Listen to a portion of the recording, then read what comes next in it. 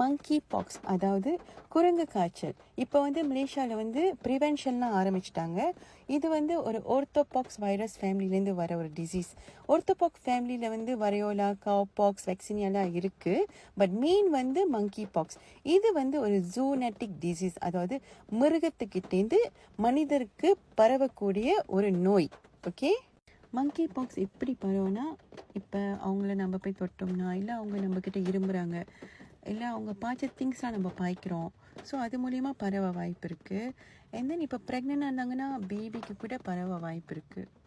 இந்த வைரஸ் வந்து நம்ம லிம்ஃப் நோட் அட்டாக் பண்ணோம். அதாவது நம்ம லிம்ஃப் நோட்லாம் ஸ்வாலன் ஆயிரும், வீங்க ஆரம்பிச்சிடும். அதுக்கப்புறம் 1 வாரத்துலேருந்து 2 வாரத்துக்குள்ளே நம்ம உடம்பு முழுக்க பரவிடும் ரத்தத்தில். ஸோ இந்த டைம் வந்து உங்களுக்கு எந்த வித சிம்டமும் இருக்காது. ஸோ இப்போ தான் வந்து நிறைய பரவ வாய்ப்பு இருக்குது, ஏன்னா நம்மளுக்கு தெரியாது அவங்களுக்கு இருக்குன்னு.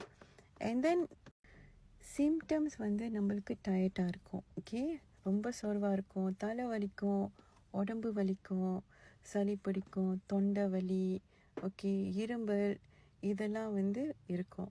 அதுக்கப்புறம் ரொம்ப இம்பார்ட்டண்டான சிம்டம் வந்து நம்ம ஸ்கின்ல வந்து பிம்பிள்ஸ் மாதிரி வர ஆரம்பிக்கும். ஓகே, ஸோ இந்த பிம்பிள்ஸ் வந்து என்ன ஆகுனா பெருசாகி அது வந்து இந்த மாதிரி கருப்பாகி அண்ட் தென் அது சொந்தமாகவே வந்து ஒரு மாதிரியா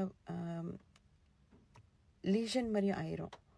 ட்ரீட்மெண்ட் வந்து நம்ம சிம்டம்ஸ்க்கெலாம் மருந்து எடுத்துக்கலாம். கோவிட்க்கு எப்படி குவாரண்டைன் பண்ணமோ அதே மாதிரி நம்ம குவாரண்டைன் பண்ணணும். ஸோ ஆன்டிசெப்டிக் சொல்யூஷன்லாம் பார்த்து ரேஷஸ்லாம் நம்ம குறைச்சிக்கலாம்.